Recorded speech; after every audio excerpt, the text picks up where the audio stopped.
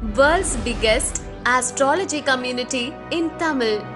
Online Astro TV, வாழ்வின் வெளிச்சம். Online astro டிவியை கண்டு மகிழுங்கள். அடுத்ததாக ஒவ்வொரு மாதமும் நமது பார்த்தீங்க அப்படின்னா ஒரு சிறப்பு அழைப்பாளர்கள் ஆகச்சிறந்த ஒரு தலைப்பில் நமக்கு பேருரையாற்றுவாங்க. அந்த வகையில் இந்த வாரம் ஜோதிடத்தில் இவர் எப்போ வந்திருக்கு 89லேருந்து இருக்கிறார். பள்ளிப்பாளையம் சங்கம் தோன்றிய காலத்திலிருந்து அதற்கு பின்னாடி இருந்து வேலை செஞ்சு மிகப்பெரிய அவைகளிலெல்லாம் தன்னுடைய பதிவுகளை செய்து நவாம்சத்தில் கொண்டே பலனுரைக்கக்கூடிய அற்புதமான ஒரு ஆற்றல் படைத்த ஐயா. அற்புதமான வாஸ்துக்கலையிலையும் மிகச்சிறந்த வல்லவர். ஸோ ஜோதிடம் என்ற அரிய கலையில் பல சூட்சமங்களை தனக்கே உள்ளடக்கிய உயர்திரு வாஸ்து ஈஸ்வரன் ஐயா அவர்கள் இன்றைக்கி உங்களுக்கு பேருரையாற்றுவதற்காக ஐயா அவர்கள் வந்திருக்கார். ஐயா அவர்கள் தனது உரையை இங்கு பதிவு செய்யுமாறு அன்புடன் அழைக்கின்றேன்.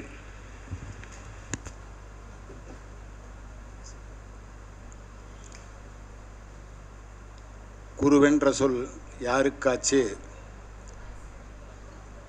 குருபரனை அறிந்தவர்க்கு சொல்லலாச்சு. தருவென்ற சொல் யாருக்காச்சு, தயாபரியாம் வாழை தன்னை அறிந்தோர்க்காச்சு. பருவென்ற சொல் யாருக்காச்சு, பராபரத்தை அறிந்தோர்க்கு சொல்லலாச்சு. கருவென்ற சொல் யாருக்காச்சு, கர்த்தாவாம் சதா சிவனுக்கு ஆகும் தானே. அறிவோம் நன்றாக குருவாழ்க குருவே துணை. குரு பிரம்மா குரு விஷ்ணு குரு தேவோ மகேஸ்வரக குரு சாட்சாத் பரபிரம்மம் தஸ்மை ஸ்ரீ குருவே நமக. இன்றைய தினம் இந்த விழாவினை மிக சிறப்பாக நடத்தி கொண்டிருக்கின்ற அருமை தம்பி ஸ்ரீ தர்மசாஸ்தா பேரமைப்பினுடைய அமைப்பாளர் திரு மணிகண்டராஜ் அவர்களுக்கு முதற்கண் நான் நன்றியையும் வணக்கத்தையும் தெரிவித்துக் கொள்கின்றேன். அதற்கடுத்தபடியாக இந்த தர்மசாஸ்தா அமைப்பில் இருக்கின்ற உறுப்பினர்கள் அனைவருக்கும் என் வாழ்த்தையும் நன்றியும் தெரிவித்துக் கொள்கின்றேன். இன்றைய தினத்திலே இந்த கூட்டத்திற்கு வருகை புரிந்து மிக சிறப்பான கருத்துக்களை கேட்டுக்கொண்டிருக்கின்ற ஜோதிட சான்றோர்கள் அனைவருக்கும் என் நன்றியை தெரிவித்துக் கொள்கின்றேன். இந்த நன்றியை தெரிவித்துக் கொள்வதற்கு முன் ஒரு வருத்தத்தையும் நான் தெரிவிக்க வேண்டிய ஒரு கருத்துள்ளது. கடந்த ஆண்டு விழாவின் போது திரு மணிகண்டராஜ் என்னை அழைத்திருந்தார். அப்போது அந்த ஆண்டு விழாவிலே கலந்து கொள்கிறேன் என்று வாக்குறுதி கொடுத்திருந்தேன். அது சமயம் எனக்கு உடல்நிலை கொஞ்சம் பாதிப்பு ஏற்பட்டதுனால கலந்துக்க முடியல. அந்த செய்தியும் அவருக்கு நான் சொல்லிட்டேன். இருந்தாலும் வரவில்லை என்பது எனக்கு ஒரு வருத்தமாக உள்ளது. அந்த வருத்தத்தையும் நான் தெரிவித்துக் கொள்கின்றேன். அதனுடைய நிறைவாக நான் ஏதாவது ஒரு மாத மீட்டிங்கில் கலந்து கொள்கிறேன் என்று வாக்குறுதி கொடுத்திருந்தேன். அதன்படி இன்றைக்கு வருகை தந்து இந்த கலந்து கொள்வதற்கு ஒரு வாய்ப்பை ஏற்படுத்தி கொடுத்தமைக்கு நன்றியை தெரிவித்துக் கொள்கின்றேன். இந்த விழாவினை அழகாக அற்புதமாக உலகெல்லாம் உள்ள அத்தனை ஜோதிட அன்பர்களுக்கும் கொண்டு செலுத்தி கொண்டிருக்கின்ற அருமை நண்பர் முத்துப்பாண்டி அவர்களுக்கு தான் மிக பெரும் நன்றியை சொல்ல வேணும்.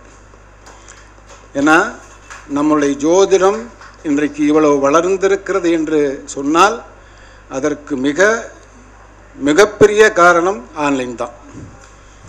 உலகம் முழுவதும் நம்முடைய அத்தனை செய்திகளையும் அதாவது இந்த தமிழகத்திலே இருக்கின்ற ஜோதிடர்களுடைய அத்தனை செய்திகளையும் இன்றைக்கி உலகம் பூரா கொண்டு போய் சேர்த்து உலகம் பூரா இருக்கக்கூடிய மக்களோட தொடர்புகளை ஏற்படுத்தி இன்றைக்கி தமிழகத்திலே இருக்கின்ற அத்தனை ஜோதிடர்களும் வளர்ந்து கொண்டிருப்பதற்கு அடிப்படையாக இருப்பதே திரு முத்துப்பாண்டி போன்ற ஒரு மிகப்பெரிய சாமர்த்தியசாலிகள் தான் நடந்து கொண்டு இருக்குது. அது மறுக்க முடியாத உண்மை. ஆகவே அவருக்கும் நன்றியை தெரிவித்துக் கொள்கிறேன். இன்றைக்கு எனக்கு கொடுக்கப்பட்டிருக்கிற தலைப்பு ஜோதிடமும் வாஸ்துவும். நம்ம ஜோதிடம் வாஸ்து அல்லது ஆன்மீகம் அப்படி பல்வேறு துறைகள் இந்த உலகத்தில் இருக்குது. இந்த எல்லா துறைகளுக்குமே ஒன்றுக்கொன்று தொடர்புடையதாகவே இருக்குது. ஒன்றுக்கொன்று தொடர்பில்லாத ஒன்று இல்லை. இந்த ஒன்றுக்கொன்று தொடர்புடையதாக இருப்பதனாலே தான் நாம் ஒன்றுக்கொன்று கலந்து பேசுகிறோம். ஜோதிடத்தில் நமக்கு ஒரு வழி கிடைக்குன்னா உடனே ஆன்மீகத்துக்கு போகிறோம். அங்கே அந்த கோயிலுக்கு போங்க, இங்கே இந்த கோயிலுக்கு போங்க, அந்த பரிகாரம் பண்ணுங்க, இந்த பரிகாரம் பண்ணுங்கன்னு ஒரு கருத்தை சொல்கிறோம். அப்போ ஆன்மீகம் என்பது ஜோதிடத்துக்குள்ளே இருக்கிறது. இந்த ஜோதிடத்தினுடைய அத்தனை விஷயங்களையும் நாம் முழுமையாக ஒருவருக்கு கொண்டு போய் செலுத்த வேண்டுமானால் அவருடைய முடிவு ஆன்மீகத்திலே இருக்கிறது. இந்த ஜோதிடத்துக்குள்ளே இருக்கின்ற வாஸ்து, நம் இருப்பிடம், நாம் வாழ்கின்ற பகுதி, அதுவும் ஜோதிடத்துக்குள்ளே கலந்திருக்கிறது. ஆக இந்த பிரபஞ்சத்தினுடைய ஒட்டுமொத்த சக்தியையும் இந்த ஜோதிடத்துக்குள் இருப்பதாகத்தான் நான் கருதுகிறேன். அதனால்தான் வேதத்திலே ஜோதிடத்தை கண் என்று சொன்னார்கள். உடம்புல எத்தனையோ அங்கம் இருக்கு. கை என்று சொல்லலாம், முகம் என்று சொல்லலாம், கால் என்று சொல்லலாம், வயிறு என்று சொல்லலாம். ஆனால் வேதத்தின் கண் என்பதே ஜோதிடம் என்று சொன்னார்கள். அப்ப கண் இல்லை என்றால் இந்த உடல் எப்படி இயங்காதோ அப்படி ஜோதிடம் இல்லை என்றால் இந்த உலகத்திலே இருக்கின்ற எந்த விஷயங்களும் இயங்காது என்றுதான் பொருள். இதை நான் முதல்ல தெளிவாக புரிஞ்சுக்கணும். ஆன்மீகத்தில் இருக்கிறவங்க சில பேர் ஜோதிடத்தை கேவலமாக பேசுவதும், மற்ற துறையில் அரசியலில் இருக்கிறவங்க சில பேர் ஜோதிடத்தை கேவலமாக பேசுவதும், இன்றைக்கு இந்த ஜோதிடத்தை கருவறுக்க நினைக்கின்ற அத்தனையை மீறி வெட்ட வெட்ட வெட்ட வெட்ட துளிர்வேன் என்பது போல இந்த ஜோதிடம் இன்னைக்கு வளர்ந்து யாரெல்லாம் இந்த ஜோதிடத்தை எதிர்த்து கொண்டிருக்கின்றார்களோ அத்தனை பேரும் இன்னைக்கு ஜோதிடர் காலடிகள் விழுந்து கொண்டிருப்பாரை நாம் கண்கூடாக பார்க்கின்றோம். இரவிலே 12 மணிக்கு கூட ஜோதிடம் பார்க்கின்றவர்கள் இருக்கிறார்கள். ஊரெல்லாம் தூங்கிய பிறகு கூட கதவை தட்டி ஜோதிடம் பார்க்கின்ற அரசியல் தலைவர்கள் இருக்கிறார்கள். ஒட்டுமொத்தமாக வெளித்தோற்றத்துக்கு ஒரு மனிதனாகவும் உள்ளே ஒரு மனிதனாக வாழ்கின்ற நிலை இன்றைக்கு இந்த ஜோதிடம். அவர்களுக்கும் நாம் ஜோதிடம் பார்க்கின்றோம். அவர்கள் மீது நமக்கு எந்த வருத்தமும் இல்லை. எத்தனை நம்மை வன்மமாக திட்டினாலும் பேசினாலும் அவர்களையும் அரவணைத்து அவர்களுக்கும் ஒரு வழி சொல்லி அவர்களுக்கும் வாழ்வில் உயர்வுக்கு வழிகாட்டி கொண்டுதான் இருக்கின்றோம். ஆக ஜோதிடம் என்பது கண் என்று சொன்னதில் எல்லளவும் ஐயமில்லை. சரி, இப்போ சப்ஜெக்டுக்கு வருவோம். வாஸ்துல மிக முக்கியமான ஒரு பகுதி என்றால் கர்ப்ப பொருத்தம் என்று ஒரு சொல். இப்போ கர்ப்பம் என்றால் நமக்கு என்னன்னா, கர்ப்பம்னா சொல்கிற குழந்தை கருத்தரிக்குன்னு சொல்கிறோம் இல்லையா, அப்படின்னு சொல்கிறோம். ஆனால் இதில் வாஸ்துல கர்ப்பம் அப்படிங்கிற சொல்கிறத திசை என்று சொல்லப்படுகிறது. இப்போ நமக்கு எல்லாருக்கும் தெரியும் 4 திசை அனைவருக்குமே தெரிந்த ஒரு விஷயம். இந்த 4 திசை அனைவருக்கும் தெரிந்து இருந்தாலும் இன்னொரு பக்கம் நம்ம ஒரு கருத்தை மையத்தில் வச்சிருக்கிறோம். திக்கெட்டு திசை 4 என்ற சொல்லை நாம் எல்லாருக்கும் தெரியும். அப்போ இந்த 8 திக்கு என்பது என்று எது கேட்டால் இன்றைக்கு கொஞ்சம் எல்லாருமே வெளிப்படையாக சொல்ல தயங்கக்கூடிய அளவில் தான் தெரிஞ்சு வச்சிருக்கிறோம். திசை 4 எல்லாருக்கும் தெரியும். திக்கெட்டுன்னு கேட்டால் 4 மூலையைத்தான் நாம் காட்ட முடியும், இன்னும் 4 காட்ட முடியாது. ஆனால் அந்த 8 திக்கையும் ஜோதிடம் தான் உங்களுக்கு உணர்த்துகிறது. திக்கெட்டு திசை 4 என்பது இரண்டும் சேர்ந்தால் 12. இந்த 12 என்பதுதான் ராசி. இந்த திக்கெட்டு திசை 4 இருக்கின்ற அந்த 12 பிரிவுகளைத்தான் 30 பாகையாக பிரித்திருக்கிறார்கள். வேற இந்த 12 பிரிக்க வேண்டியதுக்கு வேற எந்த அவசியமுமே இல்லை. இந்த 12 ஏன் பிரித்தார்கள் என்றால் இந்த 12 பகுதியும் தனித்து இயங்கக்கூடிய தன்மை உடையது. ஒவ்வொரு 30 டிகிரியும் ஒரு இயக்கத்தை கொண்டுள்ளது. ஒவ்வொரு 30 டிகிரிக்கும் ஒரு எனர்ஜி உள்ளது. இதை நாம் இப்போ பேசுவதை நீங்கள் ஜோதிடமாக எடுத்துட்டாலும் சரி, விஞ்ஞானமாக எடுத்துட்டாலும் சரி, 100 பங்கு இது பொருந்தும். அப்படி பார்க்கின்ற போது 4 திசைகளுக்கு 30 டிகிரியாக எடுத்து மையப்பகுதியாக கொடுக்கப்படுகிறது. கிழக்கு, மேற்கு, தெற்கு, வடக்கு என்று. இது 4 திசைக்கு 120 டிகிரியை பகிர்ந்து எடுத்துக்கிறாங்க. மிச்சம் இருக்கிற 8 திக்குகளுக்கு ஒவ்வொரு பகுதியும் கார்னர் பகுதி, மையப்பகுதி இல்லாத கார்னர் பகுதியை 2 பிரிவுகளாக பிரிக்கப்படுகிறது. ஒன்று ஈசானியம் என்று ஒரு பொதுவாக சொன்னாலும் அதற்கு கிழக்கு ஈசானியம் என்றும் வடக்கு ஈசானியம் என்றும் 2 பிரிவுகளை கொடுக்கப்படுகிறது. ஆங்கினேயம் என்று எடுத்துக்கொண்டாலும் கிழக்கு ஆங்கினேயம் என்றும் தெற்கு ஆங்கினேயம் என்று 2 பிரிவுகளை எடுத்துக்கொள்ளப்படுகிறது. வாயு மூலை எடுத்துக்கொண்டாலும் வடக்கு வாயுவும் மேற்கு வாயும் என்று 2 பிரிவுகளாக எடுத்துக்கொள்ளப்படுது. நைருதியை எடுத்துக்கொண்டாலும் தெற்கு நைருதி மேற்கு நைருதி என்று 2 பிரிவுகளாக எடுத்துக்கொள்கிறோம். இந்த திக்கெட்டு திசை 4 என்பதும் 12 ராசிகளில் உள்ளது. இதை நாம் அறிந்து வைத்திருக்கிறோமா இல்லையா என்பது ஒரு குழப்பம்தான். நான் நிறைய மீட்டிங்கில் பேசியிருக்கிறேன், இதை பற்றி தெளிவாக சொல்லியிருக்கிறேன். ஆனால் அது சரியாக எல்லா ஜோதிடத்திற்கும் போய் சேரலை அப்படிங்கிறது ஒரு பக்கம் இருக்குது. எவ்வளவு சொன்னாலும் இந்த வாஸ்துவையும் ஜோதிடத்தையும் இணைத்து பார்க்காமல் இருப்பது நம்மளுடைய பழக்கமாக இருக்குது. எனக்கு ஜோசியம் போதும் அப்படிங்கிற இடத்துல நிறைய பேர் நிற்கிறாங்க. வாஸ்து அது சம்பந்தமாக யாராவது கேட்க வந்தால் யாரோ ஒருத்தர் கை காட்டிட்டு போயிடுறோம் அல்லது தெரிஞ்ச அளவுக்கு விளக்கு சொல்கிறோம். ஆனால் இந்த வாஸ்து திசைகளை நீங்கள் முழுமையாக அறிந்து கொண்டால் அது ஜோதிடத்தில் எவ்வளவு அப்பட்டமாக சொல்லப்பட்டிருக்கிறது என்பது புரியும். இப்போது 4 திசை அனைவரும் அறிந்தது தானே. இந்த 4 திசைக்கும் எப்படி நாம் இந்த திசைக்கு அதிபதிகளாக கண்டோம் என்றால், இப்போ கிழக்கு என்பது நமக்கு ராசியிலே சொல்லப்படுகின்ற திசை எது? மேசம். இது அனைவரும் அறிந்தது தானே. இந்த மேசத்திலே உச்சமாகிற கிரகம் எது? சூரியன். ஆக மேசத்திலே உச்சமாகிற கிரகம் சூரியன் அந்த திசைக்கு அதிபதியாக வருகிறார். இது அனைவரும் அறிந்த விஷயம்.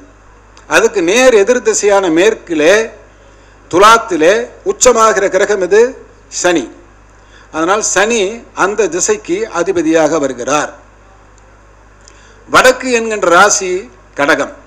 கடகத்தை எடுத்துக்கொண்டால் அது வடக்கை குறிக்கக்கூடியது. வடக்கு என்கின்ற ராசியிலே உச்சமாகிற கிரகம் குரு. அதனால் குரு அந்த திசைக்கு அதிபதி ஆகிறார். தெற்கு என்று எடுத்துக்கொண்டால் மகரத்தை குறிக்கும். மகரம் என்பது அந்த ராசிக்கு உச்சமாகிற கிரகம் செவ்வாய், அந்த திசைக்கு அதிபதியாகிறார். இப்பொழுது 4 திசையிலே உச்சமாகிற கிரகம் அந்த திசைக்கு அதிபதியாக வருகிறார். இது யாருக்கும் சந்தேகம் இல்லை இல்லையா? நாம் அறிவரும் அனைந்த விஷயம்தான். இது ஒரு பெரிய விஷயம் இல்லை. ஆனால் ஒரு கிரகம் உச்சமாகிற கிரகம் தான் அந்த திசைக்கு அதிபதி என்பது இப்போது நாம் புரிஞ்சுக்கிட்டோம். இது வரைக்கும் உச்சம்னு சொன்னோம். உச்சம் என்று சொன்னால் அந்த திசைக்கு அவர் அதிபதியாகிறதால் அவரை உச்சம் என்று சொல்கிறோம். அவ்வளோதான். இப்போ இந்த 12 ராசியும் பிரபஞ்சத்திலே அண்டவெளியிலே எப்படி இருக்கிறது என்று பார்த்தால், கடந்த 30-40 ஆண்டுகளுக்கு முன்னாடி இருந்த ஜோதிடர்கள் அதை தெளிவாக விளக்கினார். பாபக ஸ்புடம் என்று ஒரு ஸ்புடம் போடுவார்கள். அந்த பாபக ஸ்புடம் பண்ணி பார்த்தால் வட்டமாக இருக்கும். நாம் போடுற மாதிரி சதுரமாக இருக்காது. அப்பெல்லாம் பாபக ஸ்புடம் போது வட்டமாக போடுவார்கள். மேசம் ரிஷபம் என்று நாம் சதுரத்தில் இப்படி போடுவது போல வட்டத்தில் மேசம் ரிஷபம் என்று இப்படித்தான் போடுவார்கள். அதுதான் ஒரிஜினல் பிரபஞ்சம். இப்போ ஏன் இந்த கடகத்தை வடக்கு, மகரத்தை தெற்கு, மேசத்தை கிழக்கு, துலாத்தை மேற்கு என்று சொல்கின்றோம் என்னால், அந்த பிரபஞ்சத்தினுடைய ராசி மண்டலம் இந்த கோணத்திலே தான் இருக்கிறது. இந்த சாய்வு கோணத்திலே தான் கிட்டத்தட்ட 24 டிகிரி சாய்வு கோணத்திலே பிரபஞ்சம் இருக்கிறது. இந்த 24 டிகிரி சாய்வு கோணத்தில் தான் அனைத்து கிரகங்களும் இயங்கிக் கொண்டிருக்கிறது. அனைத்து கிரகம் சாய்வு நிலையில் இருப்பதற்கு காரணம் இந்த பிரபஞ்சத்தினுடைய அமைப்பு தான். ஒரு கிரகம் கடகத்தை நோக்கி போகிறது என்று சொன்னால் அது வடக்கு நோக்கி போகிறது என்று பொருள். ஒரு கிரகம் மகரத்தை நோக்கி நகருது என்றால் அந்த கிரகம் தெற்கு நோக்கி போகிறது என்று பொருள். ஒரு கிரகம் மேசத்தை நோக்கி நகருது என்றால் அது கிழக்கு நோக்கி அந்த கிரகம் நகருது என்று பொருள். ஒரு கிரகம் துலாத்தை நோக்கி போகிறது என்றால் அது மேற்கு நோக்கி போகிறதுன்றது. இதுதான் நம்ம முதல்ல தெரிஞ்சுக்கணும். ஏன்னா பிரபஞ்சம் எப்படி இருக்குன்னா, இந்த 24 டிகிரி சாய்வு கோணத்தில் தான் பிரபஞ்சம் இருக்குது. அந்த பிரபஞ்சத்தை தான் நம்ம வெட்ட வெளி என்று ஆகாயம் என்று சொல்கிறோம். அதைத்தான் நாம் வாஸ்து என்று சொல்கிறோம். ஆனால் ஜோதிடத்திலே நாம் வெறும் சதுரமாக கட்டங்களை போட்டுக்கொண்டு அதிலே வளமாக பிரிக்கிறோம். ஆனால் பிரபஞ்சத்திலே வளமாக இல்லை, பிரபஞ்சம் இடமாக இருக்கிறது. அப்போ பிரபஞ்சம் இடமாக இருக்குமானால் உங்களுக்கு மேசம் என்பது கிழக்கு என்று எடுத்துக்கொண்டால் ரிஷபம் எங்கே இருக்கும் என்றால் இடப்பக்கமாகத்தான் இருக்கும். இது நல்லா தெளிவாக புரிஞ்சுக்க. இப்போ ரிஷபம் என்பது இடப்பக்கமாக இருக்குமானால் அது கிழக்கு ஈசானியத்தை குறிக்கும். இப்போ நல்லா புரியுது உங்களுக்கு? அப்போ கிழக்கு ஈசானியத்திலே ஒரு கிரகம் உச்சமாகிறது என்றால், அதாவது ரிஷபத்திலே ஒரு கிரகம் உச்சமாகிறது என்றால் அது சந்திரன். அந்த சந்திரன் உச்சமாகிற திசைக்கு அவர் அதிபதியாகிறார். அப்போ கிழக்கு ஈசானியத்துக்கு அதிபதி சந்திரன், அந்த திசைக்கு அதிபதியாகிறார். இந்த குழப்பம் ஏன் இப்படி இருக்கிறது என்று கேட்டால், நவக்கிரக பிரதிஷ்டை செய்தவர்கள் செய்த சூழ்ச்சி. நன்றாக கவனியுங்கள். அனைத்திலும் மறைபொருள் இருக்கிறது. இந்த மறைபொருளை நிறைய இடங்கள்ல மறைச்சு வச்சிருக்காங்க. இல்லை மறைத்தார்களா அல்லது இவர்கள் அறியாமல் செய்தார்களா என்று எனக்கு தெரியாது. ஆனால் ஈசானிய பகுதியிலே இருக்கக்கூடிய கிரகம் சந்திரன். அதனால்தான் அந்த திசைக்கு சந்திர புஷ்கரணி அம்சம் என்று நாம் சொல்கிறோம். ஈசானியத்திலே நீர்ப்பகுதி என்று ஏன் சொல்கிறோம் என்றால் அது சந்திரன் இருக்கக்கூடிய பகுதி என்று சொல்கிறோம். ஈசானியத்தை ஏன் நாம் பஞ்சபூதத்திலே நீரம்சம் என்று சொல்கிறோம் என்றால் அது சந்திரன் இருக்கின்ற பகுதி என்று சொல்கிறோம். இந்த பஞ்சபூதங்களையுமே நாம் பிரித்து வச்சிருக்கிறோம். இந்த 5 பூதங்களையும் நாம் 4 திக்குகளை வச்சிருக்கிறோம். 4 கார்னர் திசைகளுக்கு 4 பூதங்கள் வருகிறது. ஈசானியத்தை நீர் என்று சொல்கிறோம், அக்னியை நெருப்பு என்று சொல்கிறோம், வாயுவத்தை காற்று என்று சொல்கிறோம், நிருதியை மண் என்று சொல்கிறோம். இந்த பஞ்சபூதங்களும் 4 கார்னர் திசையில் தான் இருக்கு. ஆகாயம் என்பது வெட்ட வெளியில் இருக்கின்ற உச்சியை பகுதி சொல்றோம். 4 கார்னர் பகுதியும் 4 பூதங்களை குறிக்கக்கூடியது. இப்போ இந்த 4 பூதங்களுக்கு உண்டான கிரகங்கள் தான் அங்கே உச்சம் பெறுகிறது. இப்போ அப்படியே பார்த்துங்க, ரிஷபத்துக்கு அடுத்து வரக்கூடியது மிதனம். மிதனம் என்பது வடகிழக்கு பகுதியை குறிக்க, வடக்கு ஈசானியத்தை குறிக்கக்கூடியது பகுதி. அடுத்தது கடகம். கடகம் என்பது வடக்கை குறிக்கக்கூடியது. இப்படியே நீங்கள் ரிவர்ஸில் வாங்க. கடகம் என்பது வடக்கை குறிக்கக்கூடியது. வடக்குக்கு குரு அதிபதி. அங்கே தான் நம்ம குரு பகவான் அதிபதி என்று சொல்கிறோம். குபேரனை அதற்கு அதிபதியாகி வச்சிருக்கிறோம். அதற்கு அடுத்தபடியாக கடத்துக்கு அடுத்த சிம்மம் என்பது வாயுவத்துக்கு வரும் வடக்கு வாயுவத்தை குறிக்கக்கூடியது சிம்மம். அதற்கு அடுத்தபடியாக எடுத்தால் கன்னி அது மேற்கு வாயுவத்தை குறிக்கிறது கன்னி. அந்த கன்னி என்கின்ற திசைக்கு அதிபதியாக வரக்கூடிய கிரகம் புதன். அதனால் புதன் வாயுவிலே உச்சமாகிறார், கன்னியிலே உச்சமாகிறார். அப்போ புதனை நாம் எங்கே வைத்து வணங்க வேண்டும்? புதன் எந்த திசையில் இருக்கிறான் என்று பார்த்தால் புதன் வாயுவத்தில் தான் இருக்கிறார். அதுதான் உண்மை. அதற்கு அடுத்தபடி எடுத்தாக்க விருட்சகம், துலாம் வரும். இந்த துலாம் என்பது நேர் மேற்கை குறிக்கக்கூடிய திசை. நேர் மேற்கை குறிக்கக்கூடிய திசைக்கு நாம் சனியை உச்சம் என்று சொல்கிறோம். அந்த திசைக்கு அதிபதியாகி வந்துடுறார். அதற்கு அடுத்தபடியாக எடுத்துட்டா விருட்சகம். விருட்சகம் என்பது மேற்கு நைருதியை குறிக்கக்கூடியது. இந்த மேற்கு நைரிக்கு அதிபதி யார் என்று சொன்னால் ராட்சசன் என்று வாசுல சொல்கிறோம். ராட்சசன் அசுரன் என்று சொன்னால் ராகு என்று பொருள். அதனாலே ராகு அங்கே உச்சமாகிறார். அதனால் ராக மட்டும் அங்கே கொண்டு போய் வச்சுட்டாங்க. நவகிரக பிரதிஷ்டை பண்ணும்போது ராக மட்டும் அங்கே வச்சுட்டாங்க. அப்போ ராகு மேற்கு நைருதிக்கு வருகிறார். தெற்கு நைருதி என்று பார்த்தால் தனுசு வருகிறது. அங்கே தனுசில் எந்த கிரகம் உச்சமாவதில்லை. தெற்கு என்று வருகின்ற போது அங்கே மகரமாகிறது, அங்கே செவ்வாய் உச்சமாகிறார் அந்த திசைக்கு. தெற்குக்கு அடுத்தபடியாக எடுத்துக்கொண்டால் கும்பம் வருகிறது. கும்பம் தெற்கு ஆங்கிநேயத்தை குறிக்கக்கூடியது. கும்பத்தில் எந்த கிரகம் உச்சம் இல்லை. அதுக்கப்புறம் கிழக்கு ஆங்கிநேயத்துவம் என்றால் மீன ராசி வருகிறது. அங்கே சுக்கிரன் உச்சம். அது அக்னியை குறிக்கக்கூடியது. அது பெண்களுடைய ராஜ்யம் என்று சொல்கிறோம். இப்போ பாருங்க, 8 திசையில் 8 கிரகம் உச்சமாகிறது. விருச்சகத்தில் 2 கிரகம் உச்சமாவது சொல்கிறோம். அப்போ அந்த 8 கிரகம் உச்சமாகிற திசையைத்தான் நாம் உச்சப்பகுதி என்று சொல்கிறோம். இந்த 8 கிரகம் உச்சமாகிற ராசியைத்தான் அந்தந்த திசைக்குரிய ராசிகள் என்று சொல்கிறோம். இப்போ ஜோதிடத்திற்கும் வாஸ்துக்கும் பொருத்தம் இருக்கா இல்லையா? ஜோதிடம் வாஸ்து ஒன்று தானே. இதை நாம் பார்க்குறோமா இல்லையா? கொஞ்சம் கவனிக்கலை. பாதியை கவனிச்சுட்டு மீதியை கவனிக்காமல் இருக்கிறோம். இது சாதாரணமாக ஜாதகத்தை நீங்கள் போட்டு உங்களுக்கு பார்க்கும்போது புரியாது. அதுக்கு ஒரு சின்ன ட்ரிக்காக நான் தருவேன். எப்படி தருவேன் அப்படின்னா, இப்போ நீங்கள் எந்த திசையை நோக்கி உட்காந்துருக்குறீங்க? மேற்கு நோக்கி உட்காந்துருங்க அப்படின்னு வச்சுக்கோங்க. ஒரு ராசி கட்டத்தை உங்கள் ஜாதகத்தில் எடுத்து வச்சுக்கோங்க. உங்கள் பேப்பரில் எடுத்து வச்சுட்டு இப்படி மேலே தூக்கி பார்த்தீங்கன்னா எல்லாம் அந்த திசையில் உட்காரும். யாராவது பார்க்க முடியுமா? கற்பனை பண்ண முடியுமா? உங்கள்கிட்ட ராசி கட்டம் இருக்கா? நோட்டில் ஏதாவது போட்டிருக்கீங்களா? இருக்கா பாருங்க. ஏதாவது நோட்டில் ராசி கட்டம் போட்டிருக்கிறீங்களா? ராசி கட்டம் இருக்கா? போடுங்களேன். ராசி கட்டம் தான் போடுங்களேன். ஒரே 2 நிமிஷம் ராசி கட்டம் போடுங்களேன். ஏன்னா நேரில் நீங்கள் ஒவ்வொன்றையும் அறிஞ்சீங்கன்னா தான் அதுலேருந்து தெளிவு நீங்கள் பெற முடியும். 2 நிமிஷம் டக்குன்னு போட்டிங்களா? நீங்கள் உட்காந்துட்டு அப்படியே இருங்க, வேறு ஒன்றுமே பண்ண வேண்டாம். அப்படியே தலைக்கு மேலே தூக்கி அதை பாருங்கள். தலைக்கு மேலே தூக்கி பாருங்கள். எல்லா திசையும் தூக்கி அப்படியே பாருங்கள். அப்படியே அண்ணாந்து பாருங்கள். எல்லாம் அந்த திசையில் கரெக்டாக இருக்கா? மகரம் தெற்க போயிடுச்சா? கடகம் வடக்க வந்துடுச்சா? மேற்க போயிடுச்சா? அந்தந்த ஈசானிய அந்தந்த திசை பகுதியில் அந்தந்த ராசி இருக்கா? இதுதான் இந்த அண்டவெளியைத்தான் நாம் ராசி மண்டலம் என்று சொல்கிறோம். இதை நாம் எப்படி எந்த திசையில் வேணால் உட்காந்துக்கிறோம், எந்த திசையில் வேணாலும் பார்க்குறோம். அதனால் நமக்கு அது சரியாக தப்பாக நமக்கு தெரியாது. ஆனால் இந்த பிரபஞ்சம் எப்படி இருக்குன்னா இப்படி தான் இருக்குது. இப்போ பிரபஞ்சம் இருப்பதை சரியாக தான் நமக்கு கொடுத்துருக்காங்க. ஆனால் நாம் இப்படி பார்க்கறதுக்கு ஒரு வசதியாக ஒரு அமைப்பை நமக்கு இந்த கட்டத்தில் கொடுத்துருக்காங்க. ஆனால் பிரபஞ்சம் எப்படி இருக்குன்னா, ஆகாயத்தில் அண்ணந்து பார்த்தால் அந்த 12 ராசிகளும் 12 திசைக்கு போயிடும். கரெக்டாக எல்லா திசையிலும் எல்லா கிரகம் உச்சம் இருப்பதை காட்டும். ஜோதிடம் என்பது வாஸ்து என்பது வேறு வேறு அல்ல, இரண்டு உண்மை தானே. இந்த 8 திசைகளைத்தான் நாம் வாயிலாக பயன்படுத்துகிறோம். 8 கற்பங்கள் என்று சொல்கிறோம். 8 திசைகளுக்கும் வாயில் நாம் 4 திசையில் தான் எல்லாம் வாசல் வச்சுருக்கிறதா நினைக்கிறோம். ஆனால் நம்ம எரியாமே நம்ம எந்த திசையில் வாசல் வச்சுருக்கோம் தெரியாது. இப்போ இந்த கட்டடத்துக்கு வந்த உடனே பார்த்தேன், இந்த கட்டடத்துக்கு வாயில் எங்கே இருக்குது சொல்லுங்க. வடக்கில் ஒரு வாயில் இருக்குது, கிழக்கில் ஒரு வாயில் இருக்குது. இதுதானே உண்மை? இதில் ஒன்றும் உங்களுக்கு சந்தேகம் இல்லையா? சந்தேகம் இல்லை இல்லையா? ஆனால் இந்த வாயில் வடக்கிலும் இல்லை கிழக்கிலும் இல்லை. ஏன் அப்படின்னா, நீங்கள் இந்த இடத்துல இருந்து பார்த்தா உங்களுக்கு திசை தெரியல, பொதுவாக சொல்கிறீங்க.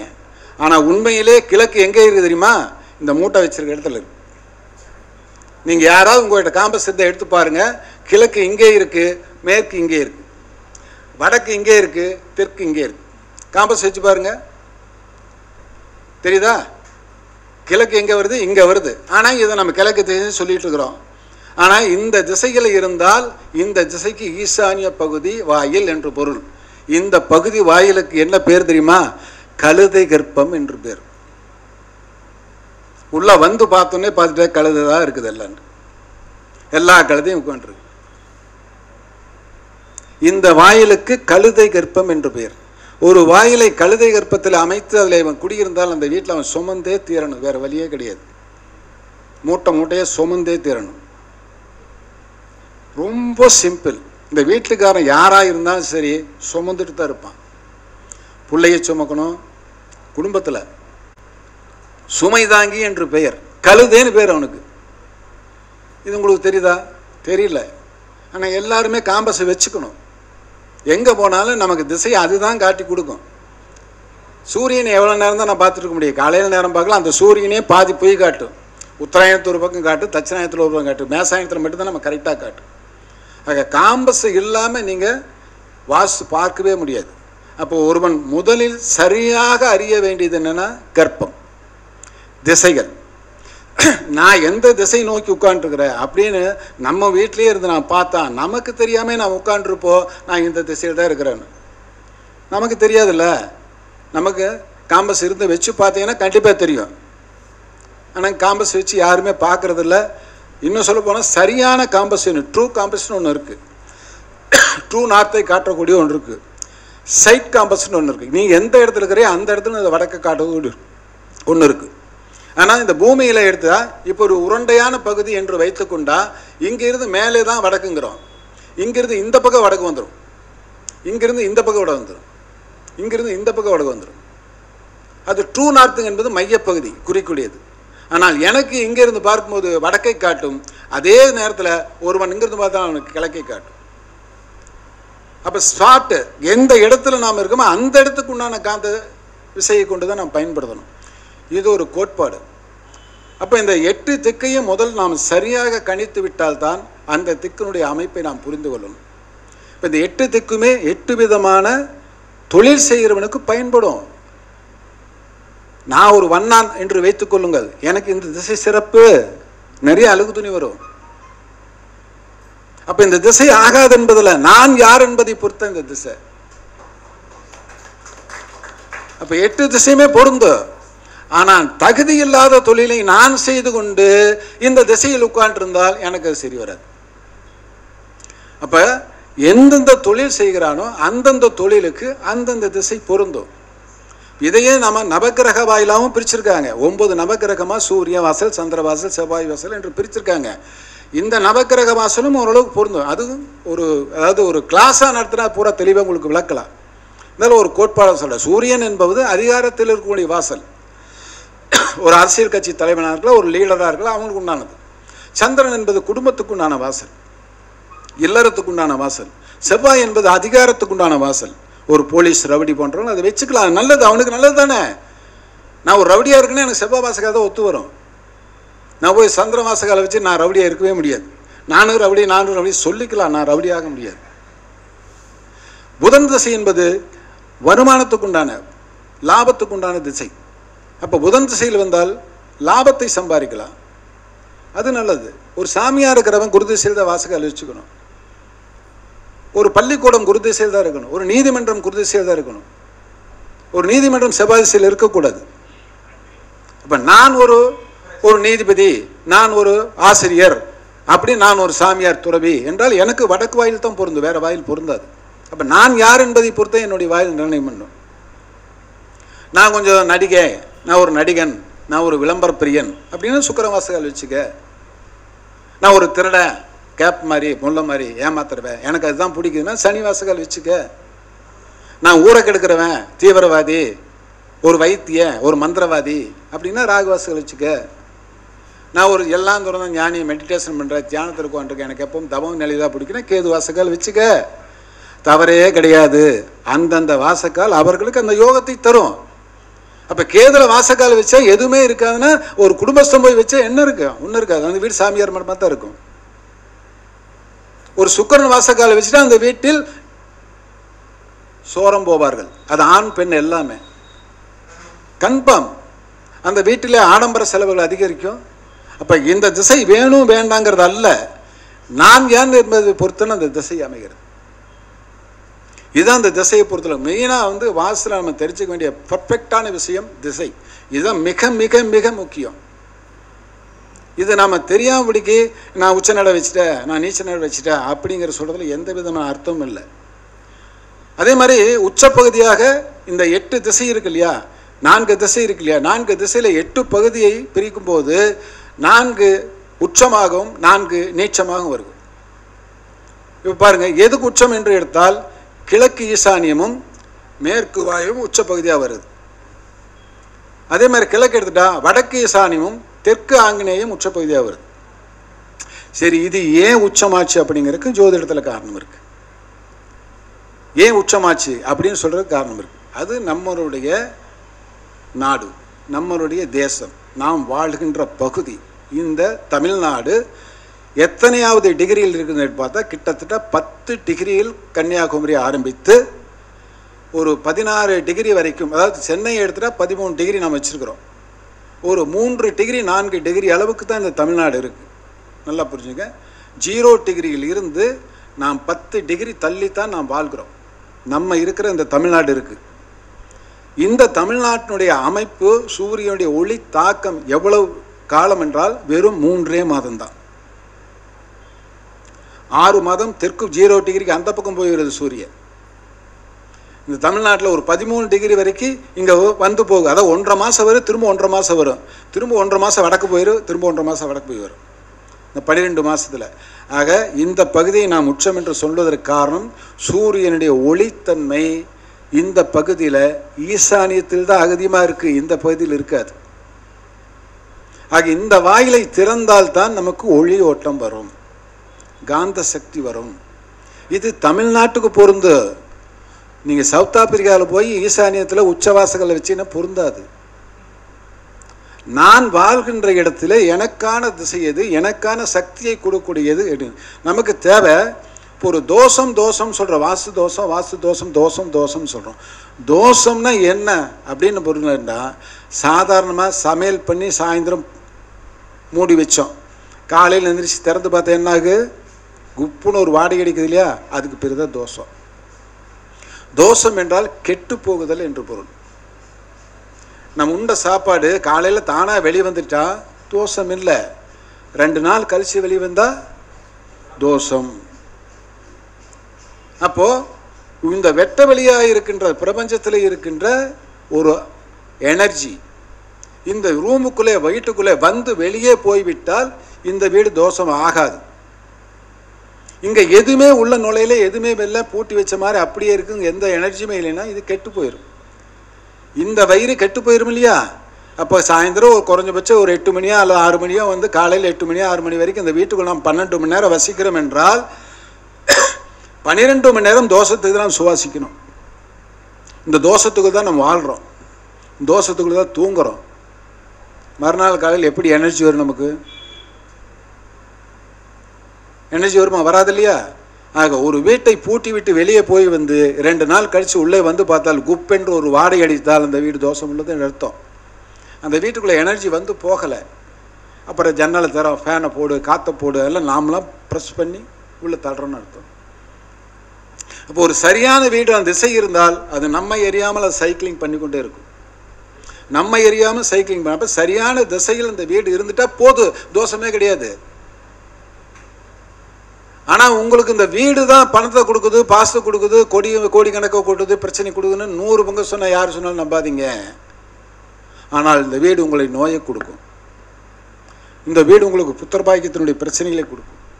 இந்த வீடு உங்களுக்கு மன அமைதியை கொடுக்கலாம், கெடுக்கலாம். அப்போ உடல் சம்பந்தமான பிரச்சனைகளை இந்த வாஸ்து தோஷம் உருவாக்கும். அப்போ அதுக்கு நமக்கு ஜாதகத்தில் வாய்ப்பு இருந்தால் தான் அதையும் பண்ண முடியும். அப்போ ஜாதகத்தில் வாய்ப்பு இல்லைன்னா அந்த மாதிரி வீட்டுக்கு அவன் போகவே மாட்டான். நமக்கு நேரம் கெட்டு போன வீட்டில் இருப்போம். நேரம் நல்லா இருந்தால் நல்ல வீட்டுக்கு போவோம். சில பேர் குட்டிச்சேவிலேயே கோடீஸ்வரன் ஆகிறான்.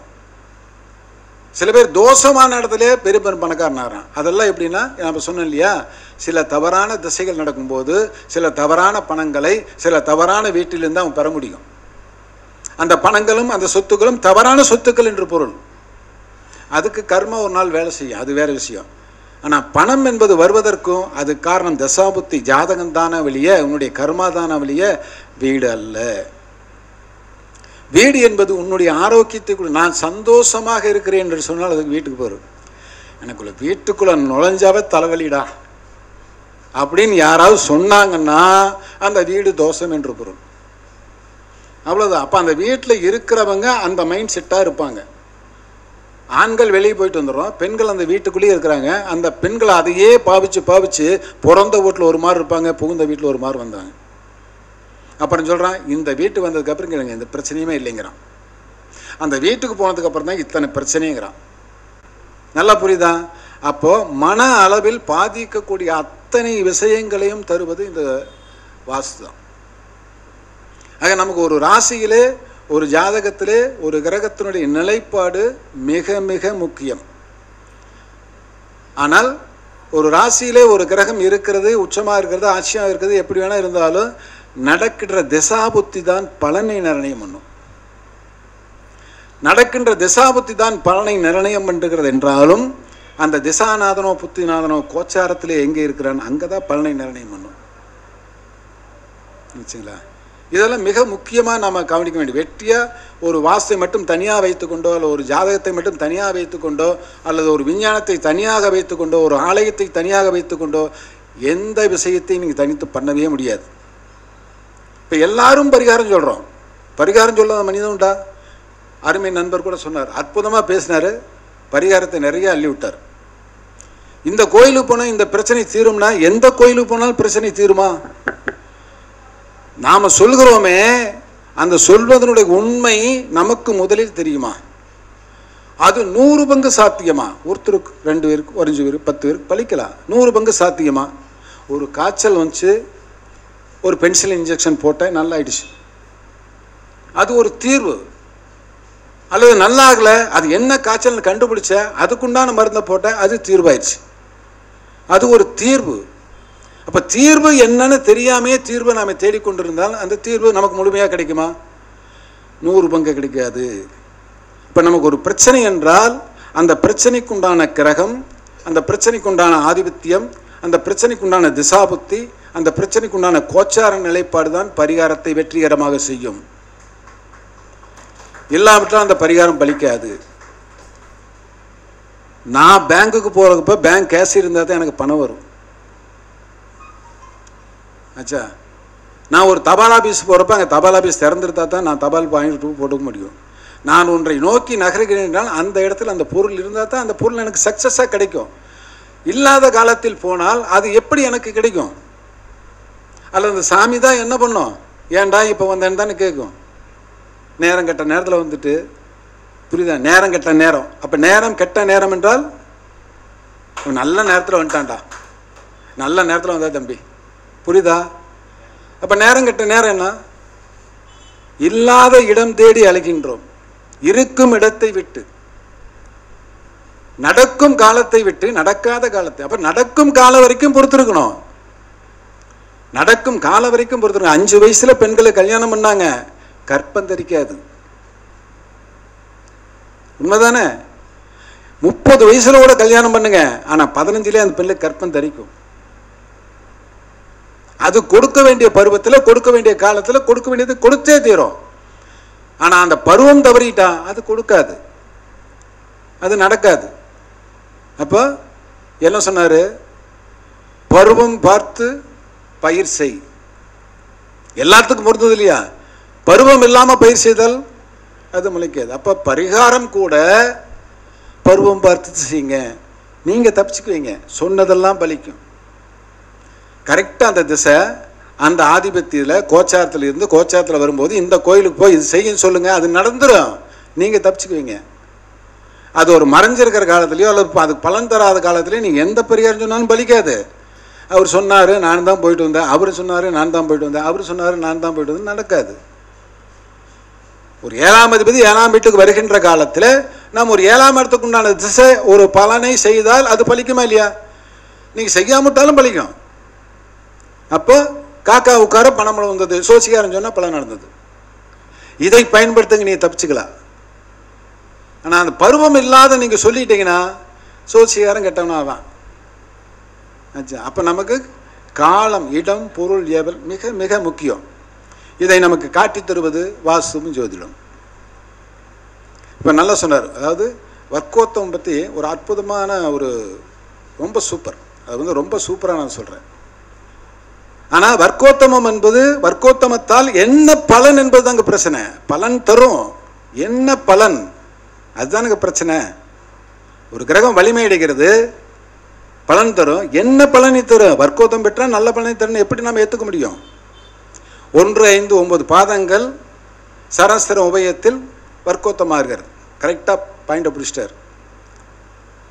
ஆச்சா, இப்போ ஒரு ஆதிபதி ஒரு அவர் சொன்ன அதே மீன லக்கணத்திற்கு என்று எடுத்துக்கொள்வோம்.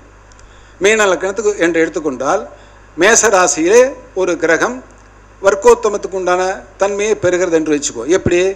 மேசத்தில் 1ஆம் பாதத்தில் இருக்கிறது, ரிஷபத்தில் 5ஆம் பாதத்தில் இருக்குது, மிதுனத்தில் 9ஆம் பாதத்தில் இருக்குது. இப்போ ஒரு கிரகம் வர்க்கோத்தம் பெற வேண்டும் என்றால் அங்கே மேசத்தில் அசுவினி 1 இருந்தால் வர்க்கோத்தமம் பெறும். ஆக அதே கிரகம் மேசத்தில் இருக்கலாம். அப்படிக்கு சிம்மத்திலே ஒரு கிரகம் இருக்கிறது, சிரராசியிலே. நல்லா புரிஞ்சுங்க, சிம்மத்திலே ஒரு கிரகம் இருக்குது. அப்போ அவர் வர்க்கோத்தம் வாங்கியிருக்காரு. இப்போ செவ்வாய் எடுத்துக்கங்க, 2ஆம் அதிபதி செவ்வாய் சிம்மத்தில் வர்க்கோத்தம் பெறுவென்றால் அது சிரராசி. 5ஆவது பாதத்தில் இருந்தால் வர்க்கோத்தம் பெறுவர். 5ஆம் பாதம் என்னவர்? சுக்கிரனுடைய சாரமாக வரும். மீனத்துக்கு 6ஆம் பாவத்தை குறிக்கும். 6ஆம் பாவத்தில் ஒரு கிரகம் 2ஆம் அதிபதி 3, 8 குடைவன் சாரத்தில் இருந்தால் வர்க்கோத்தமமாகிறது. என்ன பலனை தருவார்? 2ஆம் இடத்துக்கு உண்டான பலனை என்ன தருவார்? கட்டா கடன் வாங்க வைப்பார். வாங்கிய கடனை கட்ட முடியாமல் வைப்பார். கட்ட முடியாத கடனை வாங்க வைப்பார். 2ஆம் அதிபதி பலன் கொடுக்கணும் இல்லையா? 6ஆம் இடத்துல தானே கொடுப்பாரு, 8ஆம் அதிபதி சாரத்தில் இருந்தானே கொடுக்குறாரு. இப்போ ஒருவேளை இந்த 8ஆம் அதிபதி சாராதிபதி என்கின்ற சுக்கிரன் ராசியிலே 8ஆம் இடத்தில் நின்று விட்டால் கன்ஃபார்ம் நின்ற சாராதிபதி 8ஆம் இடத்தை குறிகாட்டி விட்டான். வாங்கினதெல்லாம் பால். ஆக ராசி சக்கரத்தை நீங்கள் ஆண் என்று வைத்துக் கொண்டால் நவாம்ச சக்கரம் பெண் என்று வைத்துக் கொள்ளுங்கள். ராசி சக்கரத்தை சூரியன் என்று வைத்துக் கொண்டால் நவாம்ச சக்கரத்தை சந்திரன் என்று வைத்துக் கொள்ளுங்கள். ராசி சக்கரத்தை சிவன் என்று சொன்னால் நவாம்சத்தை சக்தி என்று சொல்லுங்கள். ராசியை புறம் என்று சொன்னால் நவாம்சத்தை அகம் என்று சொல்லுங்கள். நவாம்சம் இல்லாமல் எந்த பலனும் பலிக்காது. 100 பங்கு எழுதி வச்சுங்க. நவாம்சத்தை நம்ம எங்கே பார்க்குறோன்னா வர்க்கோத்தமம் பார்க்குறோம், உச்ச நீச்சம் பார்க்குறோம், அதை தவிர பார்க்க தெரியாது, சாரபலம் பார்க்குறோம். அப்போ வர்க்கோத்தமான கிரகங்கள் பலன் தரும் என்றால் எப்படி பலன் தரும்? எப்படி பலன் தரும்? இப்போ 3ஆம் இடத்துல அதே மீனராசி 3ஆம் இடத்துல ஒரு சந்திரன் உச்சமாகிறதா வைத்துக்கொள்வோம். அப்போ அதனுடைய மத்தமாக பாகம் 5வது பாகத்தில் உச்சமாகும். யாருடைய சாரத்தில் உச்சமாகும்? சந்திரனுடைய சாரத்தில் உச்சமாகும். அப்போ சந்திரன் என்பவன் யார்? 5 குடையவன் சாரத்தில் உச்சமாகிறார். 5 குடையவன் சாரத்தில் உச்சமாகின்ற போது அந்த சந்திரன் 5ஆம் இடத்தில் இருந்து விட்டால் என்று வச்சுங்க, அந்த 2ஆம் இடத்துல 5 குடையவன் சாரத்தில் உச்சமாகின்ற கிரகம் ராசியிலே ஆட்சி பெற்றிருந்தால் 3ஆம் இடத்து பலனை தராது, 5ஆம் இடத்து பலனை கொடுக்கும். நீ 3ஆம் இடத்து பலன் பார்த்துருக்காது. அப்போ நவாம்சம் இல்லாமல் எப்படி பலன் சொல்ல முடியும்? இப்போ நவாம்சம் என்பது மிக மிக மிக முக்கியம். எப்படி வாஸ்து என்பது ஜோதிடத்துக்குள்ளே அடங்கி இருக்கிறதோ அப்படி நவாம்சம் என்பதும் ஜோதிடத்துக்குள்ளே அடங்கி இருக்குது. அப்போ ஒரு பகுதியை மட்டுமே, ராசி சக்கரத்தை மட்டுமே வைத்துக்கொண்டு நாம் பார்த்தால் அது பொருந்தாது. நான் நிறைய இடங்களில் நவாம்சம் நவாம்சம் நவாம்சம் சொல்வதற்கான ஒரிஜினல் பலனை தருவதற்கு நவாம்சம் மட்டுமே தான் உதவி செய்யும். ராசி என்பது அந்த பலனை நிர்ணயம் பண்ணுவதற்குண்டான ஆதிபத்தியங்களை மட்டும் வைத்துக்கொள்ளுங்க. 2ஆம் 3ஆம் 4ஆம் 5ஆம் முதல்ல நாம் எடுத்தோன்னே என்ன செய்யணும், நீங்கள் என்ன லக்கணம் அதை எடுத்துக்கங்க. உங்கள் நவாம்ச லக்கணம் என்னன்னு எடுங்க. இப்போ நீங்கள் மேச லக்கணம் என்று வச்சுக்கோங்க. உங்களுடைய நவாம்ச லக்கணம் எது வரலாம்? மேசத்தில் தொடங்கி தனுசு வரைக்கும் வரலாம் இல்லையா? மேசத்தில் நீங்கள் லக்கணம் உழுந்தால் மேசத்தில் தொடங்கி தனுசு வரைக்கும் உங்கள் நவாம்ச லக்கணம் உழுகலாம். ஒருவேளை மேசத்திலே உட்கார்ந்தால் உங்கள் லக்கணம் வர்க்கோத்தம் வாங்கி இருக்குது என்று அர்த்தம். அசுனி 2ஆம் பாதத்தில் இருந்தால் 2 குடைய நவாம்சுக்கு போயிருக்குது என்று பொருள். நீங்கள் அதை ஒரு சக்கரமாக போட்டுட்டு ராசி போய் ஒரு சக்கரம் பெற்றுக்கிட்டு அதை ஒரு லக்கணமாக பார்த்துட்டு கணக்கு பார்க்காதீங்க. அப்போ இந்த ஜாதகன் தனம் சம்பாதிக்க பிறந்தவன் என்று பொருள், தனத்தின் மீது அக்கறையுடையவன் என்று பொருள். அசுனி 3ஆம் பாதத்தில் இருந்தால் இவன் சகோதரன் மீது பற்றுடையவன், மிக தைரியமானவன் சொல்லுங்க. அசுனி 4ஆம் பாதத்தில் இருந்தால் தாய் மீது பற்றுடையவன், 4ஆம் இட சுகத்தை அனுபவிக்காக இந்த பிரபஞ்சத்துக்கு வந்திருக்கான்னு சொல்லுங்க. லக்கணம் 4 குடைய நவாம்சுக்கு போயிருக்கிறது. அதே பரணி 1 இருந்தால் 5 குடைய நவாம்சு போகிறது. இவன் பூர்வ புண்ணியத்தை ஆள வந்தவன் என்று சொல்லுங்க. மிக பெரும் வெற்றியை தேடுவான், புகழை தேடுவான் என்று சொல்லுங்க. அதே லக்கணம் தான், லக்கணம் மாறாது. லக்கணம் பரணி 2ல் இருந்தால் இவன் கடன் வாங்கறதுக்கு வம்பு சண்டைக்கு பேசி சத்தம் போட்டிருக்க ஏதாவது வந்திருக்கான்னு சொல்லுங்க. அதே லக்கணம் தான். ஆனால் நவாம்ச லக்கணம் ஆகிப்போச்சு உங்களுக்கு. இப்போ உங்கள் கற்பனையில் பாருங்கள், நீங்கள் எந்த லக்கணமாக இருந்தாலும் உங்கள் நவாம்ச லக்கணம் அந்த லக்கணத்துக்கு எத்தனாம் பாவம் என்று பாருங்கள். அந்த பாவம் தான் நீங்கள் இருக்கிற அந்த பாவம் அல்ல. புரியுதா? நீங்கள் எந்த லக்கணமாக இருங்க, ஆனால் அந்த லக்கணத்துக்கு எத்தனாவது பாவத்தில் உங்கள் நவாம்ச லக்கணம் உட்கார்ந்துருக்கிறதோ அந்த பாவத்தை அனுபவிக்க வந்தவர்கள் என்று பொருள்.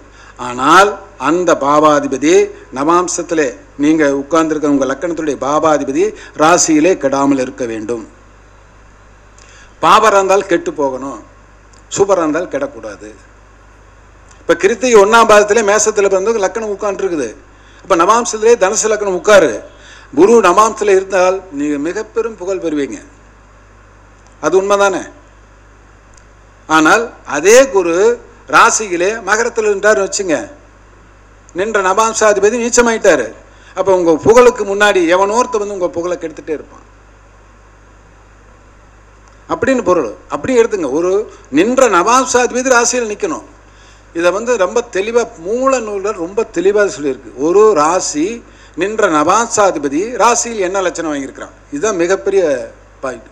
அதான் சொல்கிறேன், காலம் அறிந்து இடம் அறிந்து நம் செய்கின்ற செயல் வெற்றியை தரும் அப்படின்னு. இப்போ ஒரு நமக்கு திசாநாதன் 6 குடைய நவாம்சுக்கு போயிட்டான், அந்த 6 குடைய வேலையை தான் செய்வான்.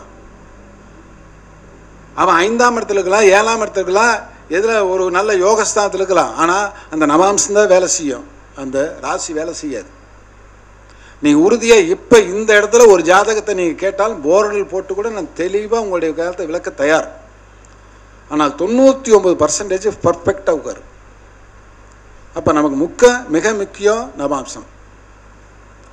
அப்போது உங்களுடைய ராசியிலே இருக்கின்ற ஒரு கிரகம் ஒரு திசையிலே இருக்குமானால் அந்த திசை அதிபதி தான் உங்களுக்கு யோகத்தை தரக்கூடியவனாக இருப்பான் உங்கள் ஜாதகத்தில். அப்போ வாசிக்குவாங்க.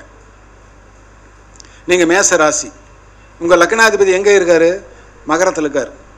அப்போ மகரத்தில் இருக்காருன்னா உங்களுடைய லக்னாதிபதி மகரத்தில் இருந்தால் தெற்கு திசையை நீங்கள் ஆள பிறந்தவர் என்று பொருள். தெற்கு திசையில் உங்கள் பலம் பலிக்கும் என்று பொருள். அப்படி தான் நீங்கள் எடுக்கணும் ஒரு ராசியை வாஸ்து எடுக்கிறனா. இப்போ வாஸ்துவில் வந்து ஒரு காரியத்தை சாதிக்கிறோம். இப்போ சொன்ன பரிகாரம் சொல்கிறோம். எந்த கிரகம் எந்த திசையில் ஆட்சி பெறுகிறதோ அந்த கிரகம் அதற்கு எதிர் திசையிலே நீச்சம் பெறும். அந்த நீச்சம் பெறுகிற திசையைத்தான் நம் சூலம் என்று சொல்கிறோம். அப்படித்தானே? இப்போ சூரியன் எங்கே? மேசத்திலே உச்சமாகிறது, துலாத்திலே நீச்சமாகிறது. சூரியனுக்கு உண்டான கிழமை என்ன? ஞாயிறு. ஞாயிற்றுக்கிழமை எங்கே சூலம்? சொல்லுங்க. ஞாயிற்றுக்கிழமை எங்கே சூலம்? மேற்கே சூலம். அப்போ ஒரு ஞாயிற்றுக்கிழமை அன்னைக்கு நீங்கள் மேற்கு நோக்கி போனால் உங்களுக்கு காரியம் ஆகாது என்று பொருள். ஒரு கிரகம் நீச்ச பகுதியில் இருக்கின்ற போது ஒரு வேளை உங்களுடைய சூரியன் ஐப்பசி மாதம் அங்கே நின்றார் அப்படின்னு வச்சுக்கங்க. ஐப்பசி மாதத்தில் நீங்கள் மேற்கு நோக்கி போகிற காரியம் எல்லாம் கெட்டு போயிடும். அப்போ கோச்சாரம் அங்கே பார்க்கணும் இல்லையா? இப்போ குரு எங்கே இருக்காரு? கடகத்தில் உச்சம் இருக்கிறார். கடகத்தில் உச்சம் வரும்போது அதுக்கு எதிர் திசை எது? நீச்சம் தெற்கு. இப்போ குருவுக்கு உண்டான கிழமை என்ன? வியாழன். வியாழக்கிழமை தெற்கே சூலம். படிச்சிருக்கிறீங்களா? சூலம் எல்லாம் உங்களுக்கு தெரியுது இல்லையா? வியாழன் தெற்கே சூலம். அப்போ தெற்கு நோக்கி வியாழக்கிழமை அன்னைக்கு நீங்கள் போனீங்கன்னா அந்த காரியம் சக்ஸஸ் ஆகாது. ஒருவேளை குரு உச்சத்தில் இருந்தாலும் அது நடக்காது, ஒருவேளை குரு நீச்சத்தில் இருந்தாலும் நடக்காது. அப்போ சூலம் என்பதுனா அதனுடைய எதிர் திசை நீச்சமாக இருப்பதே. இப்போது திங்கள் சனி அப்படின்னு 2 நாளையில் சொல்லுவாங்க. திங்கள் சனி கிழக்கு சூலம் அப்படின்ட்டு. சனிக்கு தாங்க கிழக்கு சூலம், திங்களுக்கு சூலம் இல்லை. ஏன்னா சனி கிழக்கே நீச்சமாகிறார் மேசத்தில். சனி மேசத்திலே நீச்சமாகிறார். சனிக்கிழமை கிழக்கு நோக்கி போகாதீங்க அப்படின்னு அர்த்தம். சந்திரன் இருப்பது ரிஷபத்தில், எங்கே? ஈசானியத்தில். அவருக்கு நீச்சமாகிற திசை மேற்கு நைருதி. திங்கக்கிழமைக்கு மேற்கே சூலம் சொல்லிட்டு போகக்கூடாது. திங்க சனி கிழக்கே சூழன்ட்டு போனால் அது தப்பு. ஜோதிடத்தில் மறைக்கப்பட்ட ரகசியம். அப்போ நீங்கள் தென்மேற்கில் போகும்போது தென்மேற்கில் மேற்கு நைருதியை நோக்கி திங்கக்கிழமை போனால் உங்கள் காரியம் சக்ஸஸ் ஆகாது. அப்போ திசையை நாம் சூலமாக பார்க்குற போது பாருங்கள், எல்லாத்துக்குமே செவ்வாய் புதன் வடக்கு சூலம் அப்படின்னு சொல்கிறோம்ல. இப்போ செவ்வாய் எந்த திசையில் உச்சமாகிறாரு? தெற்கில். அப்புறம் வடக்கு நோக்கி போனால் செவ்வாய்க்கிழமை வடக்கு நோக்கி போகாதீங்க, அங்கே உங்கள் கிரகம் உங்கள் தலைவன் உங்கள் திசாதிபதி நீச்சமாகிறார் அப்படின்னு வச்சோம். இப்போ இந்த நீச்சம் அப்படிங்கிறது என்ன பொருள் அப்படின்னா அதற்கு இன்னொரு கோட்பாடு கொடுப்பாங்க. ஒரு பக்கம் எலி ஒரு பக்கம் பூனை. நல்லா புரியுங்களா? ஒரு பக்கம் எலி ஒரு பக்கம் பூனை. பூனை எலியை நோக்கி போன என்ன? நல்லது. எலி பூனையை நோக்கி போன என்ன? நாம் போய் மாட்டிக்க போகிறோம். அப்போ நமக்கு இறை கிடைக்க போகுதா, நாமே இரையாக போகிறோமா? இதுதான் வாசலியம். அப்போ கிழக்கு என்பது வடக்கு என்பது ஒரு கர்ப்பம் என்றால் அந்த கர்ப்பத்துக்கு உண்டான ஒரு மிருகம். அந்த மிருகத்துக்கு சத்துரு மிருகம் தான் அதனுடைய எதிர் மிருகம். வடக்கு என்பது யானை கஜம், யானை கர்ப்பம். இப்போ வடக்கு என்பது யானை என்றால் தெற்கு என்பது சிம்மம். புரியுதுங்களா? அப்போ நீங்கள் வடக்கு திசையின் அதிபதியாகி நீங்கள் வேண்டாம், ஒரு சின்ன உதாரணம் சொல்கிறேன். சின்ன உதாரணம், உங்கள் மனசில் ஒரு 4 வினாடி கற்பனை பண்ணுங்க. நீங்கள் எந்த திசையில் வேணாலும் இருங்க. பெரும்பாலும் 4 திசையை வச்சுக்கங்க, மற்ற விட்டுருங்க, உங்களுக்கு தெரியாமல் விட்டுருக்கலாம். இப்போ 4 திசையில் இருக்கிறவங்க எல்லாருமே ஒரு 30 ஆண்டு காலம், இங்கெல்லாம் ஒரு 50 வயசுக்கு மேலே தான் இருக்கிறீங்க, 30 ஆண்டு காலம் உங்கள் ஒரே திசையில் தான் இருந்திருப்பீங்க. பாருங்கள், 30-35 வருஷம் ஒரே திசையில் இருந்திருப்பீங்களா? அதிகபட்சம் நீங்கள் ஒரே திசை இருப்பீங்க. ஏன் மற்ற திசை ஒத்துவில்லைன்னு விட்டுருங்க. நான் இப்போ சொல்கிறேன், அந்த திசையில் இருக்கிறீங்க இல்லையா, அந்த திசைக்கு எதிர் திசையில் இருப்பவர்களாம் உங்களுக்கு விரோதியாக இருப்பாங்க. நல்லா கற்பனை பாருங்க. உங்களுடைய விரோதியெல்லாம் பாருங்க, உங்களுடைய ஆகாதமெல்லாம் பாருங்க, உங்களோட முரண்பாடு பாருங்க, உங்களுக்கு எதிர் திசைகள் இருப்பான். கற்பனை பண்ணுங்க. இந்த இடத்துல வேற எங்கேயும் வேண்டாம். எனக்கு வடக்கு திசையில் நான் இருக்கிறேன், 35 வருஷம் நான் வடக்கு திசையில் இருக்கிறேன் அப்படின்னா எனக்கு தெற்கு திசைக்காரெலாம் விரோதியாக இருக்கிறான், அவனோட எனக்கு ஒத்தே வரதில்லை. உண்டா இல்லை? எப்போ? இந்த வினாடி பாருங்க. நீங்கள் ஒரு 40 வருஷம் வடக்கு திசையில் இருக்கிறீங்களா, நீங்கள் அடுத்தடுத்து வாங்கக்கூடிய இடங்கள் வடக்கு திசையாகவே அமையும். தெற்கு திசை நீங்கள் வாங்கவே மாட்டீங்க. நீங்கள் 1 இடம் 2 இடம் 3 இடம் வாங்கியிருக்கிறீங்களா பாருங்க. நீங்கள் வடக்கு திசை பிறந்த இடத்தை விட்டுருங்க, நீங்கள் வாழும் இடத்துக்கு வாங்க. பிறந்த இடம் என்பது தந்தையுடையது, வாழும் இடம் என்பது என்னுடைய இலக்கணம். பிறந்த இடம் என்பது 9ஆம் பாவத்தை குறிக்கூடியது. அப்போ நான் எனக்கு உண்டான திசையை, அப்போ நீங்கள் அதுக்கு எதிர் திசையில் போய் ஒரு பெண்ணை திருமணம் செய்து வேண்டீங்கன்னா சண்டை தீராது. அப்போ எதிர் திசை என்பது உங்களுக்கு நீச்சமாக இருக்கிறதா அப்படின்னு பார்த்துக்குங்க. அது பலன் தராது. ஜோசியம் வாசலில் வருதா? வாஸ்துக்குள்ள ஜோசியம் இருக்கா? 100 பங்கு இப்போ உங்கள் வினாடியில் இந்த வினாடி உங்கள் மனசில் நீங்கள் கற்பனை பண்ணி பாருங்கள். இது 100க்கு 100 உண்மை. பொய்யல். நான் அத்தனையும் ஆயிரக்கணக்கான வீடுகளை பார்த்தேன், ஆயிரக்கணக்கானுடைய வாழ்வியல் முறைகளை பார்த்தேன், ஆயிரக்கணக்கானோட இந்த மாதிரி சமரசமாக உட்காந்து கேட்டிருக்கிறேன். உங்கள் பிரச்சனை என்ன, உங்கள் எதிரி யார், அவர் எங்கே இருக்காரு, என்ன திசை இருக்காரு, நீங்கள் எந்த திசையில் போய் தொழில் செய்கிறீங்க, உங்கள் தொழில் கூடம் எந்த திசையில் அமைஞ்சிருக்குது, இந்த திசையில் எனக்கு தொழில் கூடம் இருக்குது, இந்த திசையில் போய் நான் தொழில் செஞ்சேன் எனக்கு லாபம் வந்துச்சு, அல்ல இந்த வருஷத்துலேருந்து இந்த வருஷம் வரைக்கும் நான் இந்த திசையில் ஒரு தொழில் செஞ்சேன் நல்லா இருந்துச்சு, அப்போ இந்த திசா புத்தி அங்கே வருதா? இந்த வருஷத்துலேருந்து இந்த வருஷம் வரைக்கும் எனக்கு வாழ்க்கை சரியில்லை, அப்போ நீ திசை மாதிரி போயிருப்ப, வேறு திசைக்கு வேலைக்கு போயிருப்ப, அந்த திசை உனக்கு பலன் தந்திருக்காது. இப்போ பரிகாரம் என்பது என்ன? கவனமாக இருக்க வேண்டிய காலகட்டம் அதுதான். நமக்கு கெட்ட நேரங்கள் நடக்கின்ற போது கெட்ட திசை நோக்கி போனால் பலியாகி விடுவோம். பூனை எலியை சாப்பிட்டு விடும். நல்லா புரிஞ்சுங்க. இதுதான் வாஸ்துல நாம் அறிய வேண்டிய விஷயம். பருவம் காலம். இந்த பருவம் காலம் என்பதே திசாபுத்தி தான். அதனால இந்த திசையும் அந்த திசையும் கவனிங்க அப்படிங்கிற. இதுக்கு பேரு திசை, அதுக்கு பேரு திசை. இந்த திசை யோகமா அந்த திசை யோகமா, ஜாதக திசை யோகமா வாஸ்து திசை யோகமா, ஜாதக திசை சரியானதா வாஸ்து திசை சரியானதா? ஆக பிரபஞ்சத்தில் இருக்கிற அந்த அண்டவெளியை 12 பாகமாக பிரித்த போது இது 3, இது 6, இது 8, இது 12, இவைகள் மறைவு திசைகள். மறைவு, இந்த திசை மறைவு அப்படின்னு சொல்கிறான். அப்படின்னு சொல்கிறோம் இல்லையா? 3, 6, 8, 12 மறைவு ராசிகள் அப்படிங்கிறான். இப்போ 3, 6, 8, 12 மறைவுனா மறைஞ்சு போச்சா? அதில் போய் உட்கார்ந்து ஒரு கிரகம் மறைஞ்சு போயிருமா? வேலை செய்யாதா? அல்ல அந்த கிரகம் ஒரு இடத்துக்கு உட்காந்தா அந்த இடத்து அந்த கிரகம் மறைஞ்சு போச்சா? அப்படி அல்ல. மறைவு ராசி என்றால் மறைவான பலன்களை சொல்கிற ராசிகள். எனக்கு 3ஆம் இடம் மறைவு. என்னுடைய வீரியம் யாருக்கும் தெரியாது. என்னுடைய 6ஆம் இடம் மறைவு. என்னுடைய கடன் நோய் நொடி எனக்கு தான் தெரியும், வேற யாருக்கும் தெரியாது. என்னுடைய 8ஆம் இடம் மறைவு. நான் வாங்கிய வரம் கண்டம் எனக்கே தெரியாது. நான் 12ஆம் இடம் மறைவு. ஐநசை நான் படுத்துங்கிறேன், அது படுக்கை அறை, யாருக்கும் தெரியாது. மறைவான பலன்களை சொல்கிற ராசிக்கு மறைவு ராசி என்று பேர். அது மறைஞ்சு போச்சுன்னு சொல்லாதீங்க. மறைவான பலன்களை தருகிறது என்று பொருள்.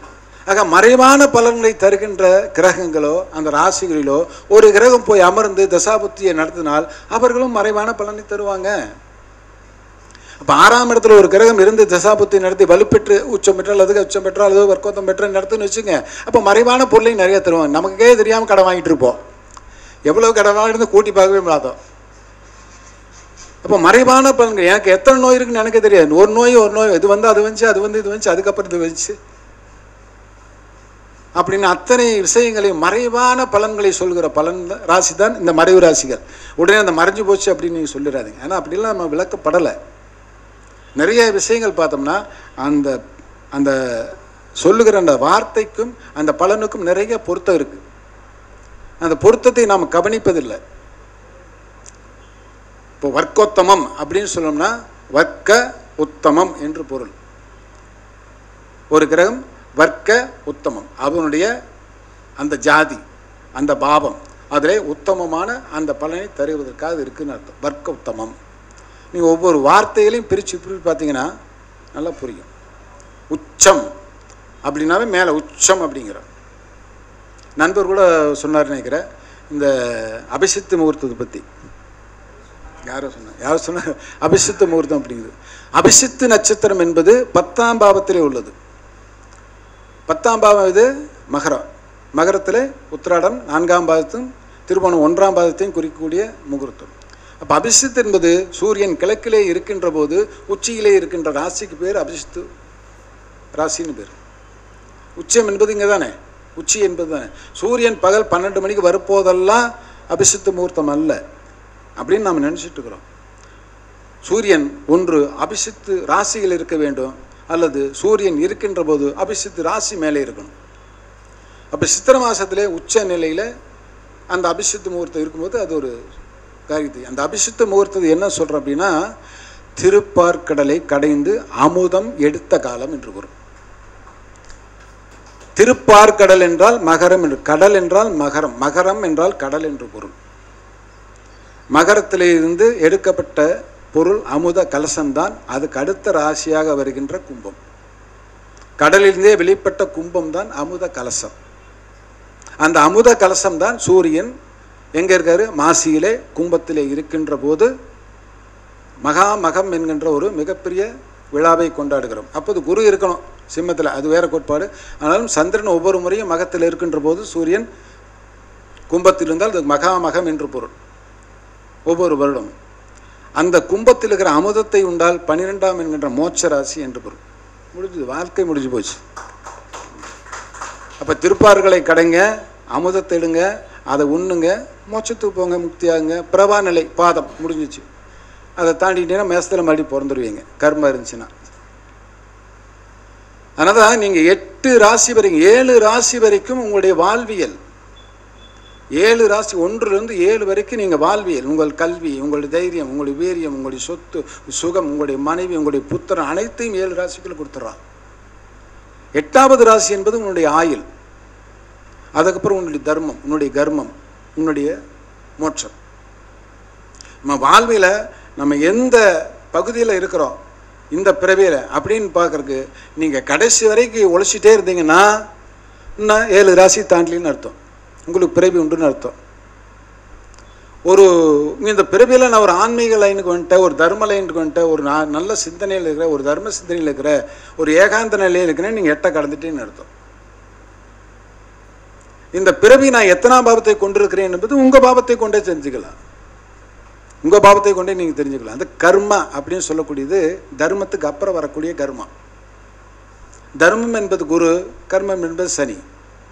அப்போ அறத்திலே இருக்கின்ற கர்மம் மோட்சத்தை தரும், அறத்திலே இருக்கின்ற கர்மம். அப்போ அறத்தினுடைய கர்மம் என்ன? யாதொன்றும் தீங்கில்லா செயல். எந்த உயிருக்கும் தீங்கில்லாமல் என் கர்மம் நடக்குமானால் எனக்கு மோட்சம் உறுதி. அப்படித்தானே எடுத்துக்கிறோம். அப்போ தர்மத்துக்கு அப்புறம் கர்மம் வருது. அப்போ கர்மம் என்பது தர்மத்தின் அடிப்படையில் இருக்கணும். கர்மம் என்பது சனியாகவே போயிடுச்சுனாக்க அப்புறம் அங்கே செவ்வாய் உச்சம் பெற்று என்ன பிரயோஜனம்? அங்கே குரு நீச்சமாகிறது பிரயோஜனம். தர்மம் ஒழுங்கு இல்லைன்னா அங்கே கர்மத்திலே குரு நீச்சமாயிருவார். அப்போ தர்மாதிபதி கர்மத்திலே ஏன் நீச்சமாகிறார் என்றால், அங்கே செவ்வாய் ஏன் உச்சமாகிறார் என்றால், அதுபோல் காலபுருஷனுடைய முதல் புருஷன் அவனுடைய 10ஆம் பாவத்தை கர்மத்தில் தான் உச்சமாகிறார். நான் இந்த பிறப்பு எடுத்ததே என்னுடைய வாழ்க்கையை முடிப்பதற்கு தான், என்னுடைய மோட்ச பதவி அடைவதற்கு தான், அப்படிங்கிறது தான் பிறப்பு. ஆனால் ஒவ்வொரு பிறப்பிலும் நாம் அதை அடைவதே இல்லை, அதை பற்றி சிந்திப்பதே இல்லை. காலபுருஷன் ஏன் 10ஆம் பாவத்தில் கர்மத்தில் போய் உச்சம் பெற்றான் என்றால், இந்த பிறவியில்லாத நான் மோட்சம் பெற வேண்டும், இந்த பிறவியாவது எனக்கு பிறவியில்லா நிலை வேண்டும் அப்படிங்கிறது தான் காலபுருஷன் அங்கே போய் உச்சம் பெற்றார். ஆனால் குரு அங்கே நீச்சமாயிறார். தர்மம் இல்லை, அந்த கர்மம் தர்மம் இல்லாமல் போய்விட்டால் பிறவி உண்டு. இது நான் ஒன்றும் கூட்டு செய்தியெல்லாம் சொல்லலை, இது பிரபஞ்சத்தினுடைய அடிப்படை தத்துவம், இதை உண்மை. அதனால தான் 2 ராசிகளை ஆண் ராசிகள் உங்களுக்கு இணைக்கிறது. 2 ராசிகளை பார்த்தா இணைக்கிற ராசி செவ்வாய், குரு, சூரியன். இவங்க 3 பேர் தான் 2 ராசிகளை இணைப்பாங்க. ஆமாம், காலபுருஷத்தில். ஆமாம், இந்த பெண் நட்சத்திரம் என்கின்ற இது ஆண் நட்சத்திரம், 3 ஆண் நட்சத்திரம் 2 ராசிகளை இணைக்கும். இந்த பெண் நட்சத்திரம் என்கின்ற சங்கரன், சுக்கரன் இவெல்லாம் பாருங்க, ராகு ராசிக்கு நடுவில் அப்படியே பாதுகாப்பாக உட்காந்துருப்பாங்க. அங்கிட்ட ஒரு ஆள் இங்கிட்ட ஒரு ஆள், நான் நடுவில் பையமாக இருக்கிறேன். அது பெண் நட்சத்திரம், பாதுகாப்பானது. இந்த அலி நட்சத்திரம் பாருங்க, 2 ராசி வெட்டி விட்டுரும், ஒன்னோட ஒன்று ஒட்ட விடாது. ஆயில்யம் ரேவதி, ஆயில்யம் மகம். இந்த கேது தான் அலி, புதன் அலி. இந்த 2 ராசிகளை வெட்டுகிற தன்மை எதுனா இந்த புதனும் கேது தான். இப்போ முதல் ஒரு பரியம், 2வது ஒரு பரியம், 3வது ஒரு பரியம். அறம், பொருள், இன்பம், அல்லது அறம், இன்பம், மோட்சம், அப்படி வச்சுங்க. இதையெல்லாம் நமக்கு சொல்வது தான் இந்த ஜோதிடத்தினுடைய உட்பொருள். இதை நமக்கு வாஸ்துவில் நாம் கொண்டு வந்தால் நாம் வாழ்கின்ற இடம் கோயிலாக மாறும். எல்லோருமே பணம் சம்பாதித்தால் வாழ்க்கை என்று நினைக்கிறீங்க. பணம் சம்பாதிக்கத்தான் வழி சொல்கிறீங்க, பணம் சம்பாதிக்கத்தான் வழி கேட்குறாங்க. எல்லாரும் அதுதானே கேட்குறான். எல்லாருக்கும் 2:11 தான், வேறு பாவமே இல்லை. 2:11 அதை அனுபவிக்க 12. இந்த 3 பாவம் மட்டும் எனக்கு வேணும், வேறு எதுவுமே வேண்டாம். நிறைய காசை கொடு, நிறைய லாபத்தை கொடு, நல்லா அனுபவிக்கணும், இதை கொடு, வேறு எதுவுமே வேண்டாம். எல்லோரும் கேட்பது, யாரும் 5, 9 கேட்பதே இல்லை. அது 9 யாருமே கேட்பதில்லை. 9 எனக்கு பகை. யாருமே தர்மத்தை பற்றி சிந்திக்கிறதே இல்லை. இது தர்மமா அப்படின்னு நம்ம ஒருத்தர் தவறாக நினச்சிக்க வேண்டாம், என் கருத்தை தான் சொல்கிறேன். நம்ம ஒரு 100 ரூபா வாங்குகிற ஒரு ஜாதகத்துக்கு அப்படின்னு வச்சுங்க, ஒரு 500 ரூபா அவனாக கொடுத்தா ரொம்ப சந்தோஷம். ஆச்சா, நான் 5000 ரூபாய்க்கு பார்க்குறது இல்லைன்னா கர்மா விடாது. ஒரு 10,000 எனக்கு ஜாதகத்துக்கு வேணும் அப்படின்னா கர்மா விடாது. ஒரு பார்ப்பனுக்கு என்ன யோகிதாம்சம் என்றால், ஒரு ஜாதகன் பயப்பட்டு வருகின்ற போது அவனுக்கு உண்டான பரிகாரத்தை செய்வது அவனுடைய தர்மம். ஒரு ஜோதிடனுக்கு என்ன தர்மம் என்றால், உங்களை நாடி வருகின்ற வழி தெரியாத ஒருவனுக்கு வழிகாட்டுவது தான் தர்மம். அந்த வழிகாட்டுவது தான் உங்களுடையதாக இருக்கணும். ஒரு ஆசிரியனுக்கு கற்றுத்தருதல் என்று பொருள். இப்போ ஒவ்வொருத்தனுக்கும் ஒரு கடமை இருக்கு இல்லையா? நம்ம கிட்ட வரக்கூடிய அத்தனை பேர் எனக்கு அடுத்து என்ன செய்யறேன்னு தெரியலேன்னு வரான் இல்லையா? அவனுக்கு நல்லா வழிகாட்டுவதுதான் நம்முடைய தர்மம். நாம் வாங்குகிற காசு தர்மம் இல்லை.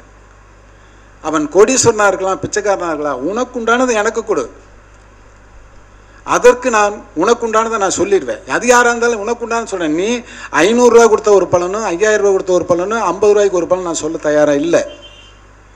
திறமை வேறு. நீங்கள் 10 நிமிஷம் சொல்லுங்கள், காமன் நேரத்தில் சொல்லுங்கள், அது வேறு, திறமை வேறு. ஆனால் வருகிறவன் பொருளிலிருந்து நிலையறிந்து நாம் ஒரு டாக்டராக இருந்தாலும் அப்படி தான், இல்லாதவனுக்கு உதவி செய்யணும். அந்த டாக்டர் இல்லாதவனே ஒடிச்சு வச்சு அவனுக்கு 1 லட்சம் வாங்கி கடன்காரனாக்கி அவன் விட்டான்னு இவன் கர்மா தீராது.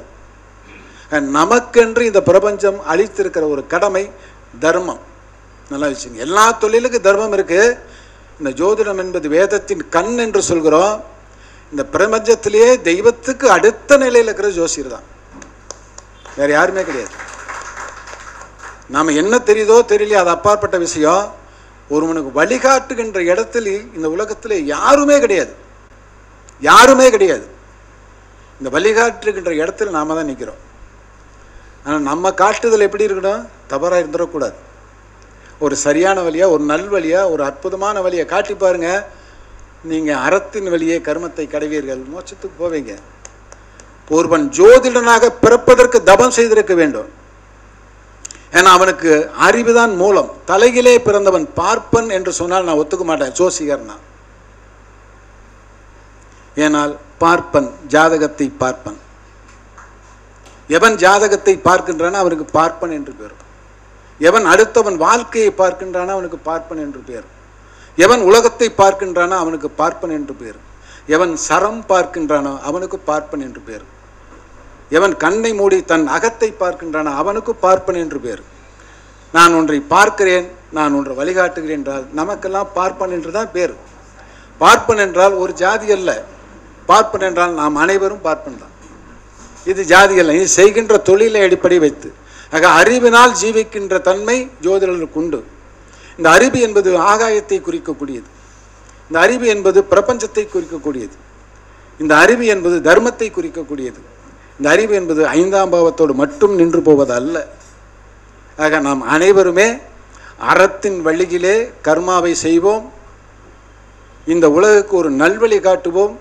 நம்மை எதிர்ப்பவர்கள் எத்தனை பேர் இருந்தாலும் அதை பற்றி எந்த கவலையுமே இல்லாமல் நல்வழி காட்டுவோம். நான் ஒரு கற்ப பொருத்தம் என்ற ஒரே ஒரு பொருத்தத்தை மட்டும்தான் எடுத்திருக்கிறேன். இதில் கிட்டத்தட்ட 25 பொருத்தங்கள் உண்டு. வாஸ்துல 25 பொருத்தங்கள் உண்டு. 25 பொருத்தங்களை பார்ப்பதனால் இப்போ சொன்ன மாதிரி நாள் கணக்காக மாசக்கணக்காகும். அதுவும் நம்ம ஒவ்வொன்றும் சொல்லி சொல்லி சொல்லி சொல்லி உங்களுக்கு தெளிவடைய விளங்க வைக்க வேண்டுமானால் ஒவ்வொரு பொருத்தத்துக்கும் ஒரு நாள் வேணும். அப்படி இருந்தால் தான் அத்தனை பொருத்தத்தையும் உங்களுக்கு ஆதாரபூர்வமாக விளக்க முடியும். என்னை பொறுத்தளவுக்கு வாஸ்து என்பது வெட்டவெளி, வஸ்து என்பது பொருள். இதுக்கு பேர் வஸ்து. வெளியில் இருப்பதற்கு வாஸ்து. இந்த வெளியிலே இருக்கின்ற வாஸ்துவில் வஸ்து என்கின்ற ஒரு பொருளை நான் வைப்பதனால் அந்த வாஸ்து உள்ளே தோஷம் அடைகிறது என்பதற்கு தான் வாஸ்து தோஷம் என்று பெயர். இந்த வெட்ட வெளி எல்லா இடத்துலையும் சமமாக இருக்குமானால் வாஸ்து தோஷம் இல்லை என்று பொருள். நீங்கள் மிகப்பெரிய கட்டிடங்கள் நீங்கள் எங்கே வேணால் பாருங்கள், எல்லாம் இந்த 8 திசைக்குள் தான் இருக்கணும், வேறு எங்கே இருக்காது. 8 திசையும் மோசம் என்று சொல்லாதீர்கள். அந்த திசைக்குண்டான பலனை அந்த வீடு தரும். அந்த பலனை அனுபவிக்கூடிய யோகியாம்சம் உங்களுக்கு இருந்தால் நீங்கள் அது தாராளமாக அந்த வீட்டில் குடியிருக்கலாம், தவறே கிடையாது. நான் பார்த்தோன்னே இது உச்ச நடையில், இது நீச்ச நடை, இதில் நீ குடியிருக்காது, நீ கிட்ட போயிடுவேன். அவன் ஒரு பக்கா திருடனாக இருப்பான். டே உனக்கு இதுதான்டா சரின்னு சொல்லுங்கள். அவன் ஒரு பக்கா ரவடியாக இருப்பான். டே உனக்கு இதுதான் சரின்னு சொல்லுங்க. அவனை கொண்டு போய் நல்ல திசையில் வச்சா அவன் கெட்டு போயிடுவான். அவன் வாழ மாட்டான். உன்னுடைய கர்மம் இது. நீ 6ஆம் பாவத்தை 8ஆம் பாவத்தை ஆள பிறந்தவன். இந்த பிறவியில அதை அனுபவிக்காக வந்திருக்கிற. உனக்கு இதுதான் பொருந்து, நல்லாரு. நீ ஏமாத்து, சீட்டாடு, லாட்டு சீட்டு வாங்கு, என்ன வேணாம் பண்ணு, கள்ளக்கடத்தல் பண்ணு, எல்லாமே செய்கிறதான் நான் வாழ்க்கையில். நம்ம எல்லாமே பண்ணிட்டு தான் இருக்கிறோம். எல்லாருமே ஒரு தர்மமான தொழிலே செய்யலை. கர்மாங்கிறது பொது, அதில் தர்மம் இருக்கா அப்படிங்கிறது தானே பிரச்சனை. அப்போ நம்ம கர்மா என்கின்ற இந்த நிலையை தர்ம நிலையில் இருப்பவர்களுக்கும் தர்ம நிலை இல்லாத இருப்பவர்களுக்கும் பகிர்ந்து இந்த வாசை கொடுங்க, அவங்க நல்லா இருப்பாங்க. அது வேறு விஷயம். நம்ம வழியை நாம் காட்டிடணும் இல்லையா? எனக்கு உனக்கு இதுதான் வழி, உன் ஜாதகத்தில் பார்த்தா உனக்கு இந்த பாவம் தான் வளர்ந்துருக்கு, உனக்கு நீச்ச போய் தான் நல்லா இருக்குது, ஒரு நீச்சல் தொழில் செய், நல்லா இருப்ப, நீ இதுக்கு தான் வந்திருக்கிற, நீ நல்லா இருப்போம், தீர்ந்து போச்சு, அவ்வளோதான். இல்லை சாமி எனக்கு அது நல்லா இல்லை, நான் அதுலேருந்து பாவத்தை செய்கிறேன், எனக்கு எதாவது நல்ல வழி காட்டுங்க, நான் எப்படியா திருந்தணும், நான் இதுலேருந்து மீளணும், நான் இனிமேல் தண்ணி போடாமல் இருக்கணும், நான் இனிமேல் பொண்டாட்டி பிள்ளை அடிக்காமல் இருக்கணும், என் பிள்ளை பசங்க நல்லா படிக்க வைக்கணும்னு வந்து ஒருத்தன் கெஞ்சினா அவனுக்கு நல்ல வழி காட்டுங்க. நான் எப்போ பார்த்தாலும் போலீஸ் பிடிச்சிட்டு போகுது அப்படின்னு சொன்னால், நம்ம தண்ணி போட்டு எனக்கு குடல் போயிடுச்சு, கல்லீரல் போயிடுச்சு அப்படின்னு சொன்னால் அவனுக்கு வேறு வழி காட்ட முடியாது. நான் இப்படி தான் வாழ போகிறேன்னு ஒருத்தர் வருகின்ற போது அவனை எப்படி மாற்ற முடியும்? ஏதாவது அவன் கர்மா, அவன் ஜாதகம், அவன் திசை, அவனை அப்படி தான் பண்ணுது. நாம் என்ன பண்ண முடியும்? வருபவருக்கு வரும் பொருள் உரைத்தல் தான் நம்மளுடைய ஜோதிடருடைய வேலை. ஆச்சா, யாரும் நான் என்னுடைய கருத்தை தவறாக நினச்சிக்காதீங்க. ஒரு யதார்த்தமாக ஒரு கருத்தை நான் சொல்கிறேன். இதில் சரி இருக்கலாம் தவறு இருக்கலாம். நான் அறிந்த வகைக்கு நாம் தர்மத்தின்படி நடப்போம், அவ்வளோதான் என்னுடைய கருத்து. நன்றி, வாய்ப்பை கொடுத்தமைக்கு. மீண்டும் சந்திக்கிறேன். என்னுடைய ஃபோன் நம்பர் 98 427 76 79 7 98427 76797. பேர் ஈஸ்வரன், வாஸ்து ஈஸ்வரன் ஃபேஸ்புக் இருக்குது.